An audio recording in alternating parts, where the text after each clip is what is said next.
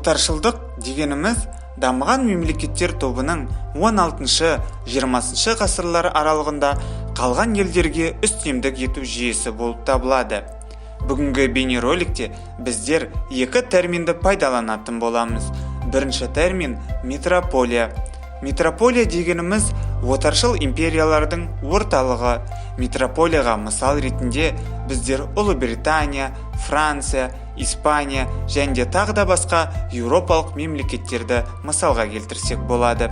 Ал екінші терминіміз отар. Отар дегеніміз сол метрополия мемлекетке саяси, экономикалық жағынан тәуелді болып табылатын аумақ.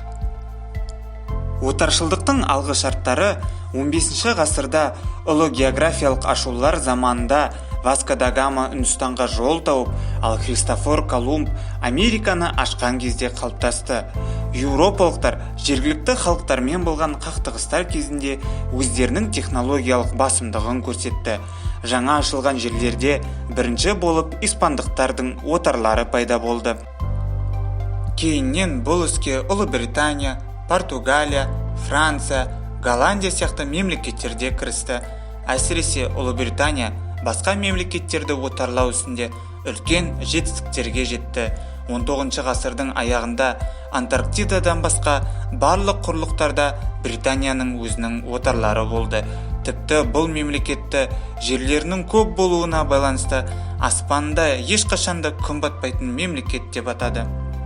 Американдық үндістердің мемлекеттерін тонау еуропалық банк жүйесінің дамуына, өндірістің өсуіне және ғылымның дамуына әсер еткен болатын. Еуропалықтардың қанау саясаты кесірінен отар мемлекеттердің саяси және экономикалық дамуы тежелді. Үлкен аумақтардың тоналуына және халықтардың жойылуына алып келді. Мысалға, бұндай саясат Англияның 17 ғасырдың екінші жартысынан бастап әлемнің ең дамыған мемлекетіне айналуына өз септігін тигізді. Еуропа елдерінің отарлау саясатының теріс жақтарын көрген Қытай, Жапония мемлекеттері жабық есік саясатын ұстанды, яғни шетелдіктерге кіруге тыйым салып, барлық байланыстарын үзді. Достар, бейнероликтердің жиі шығып тұруы үшін каналға лайк басып, жазылуды ұмытпаңыз.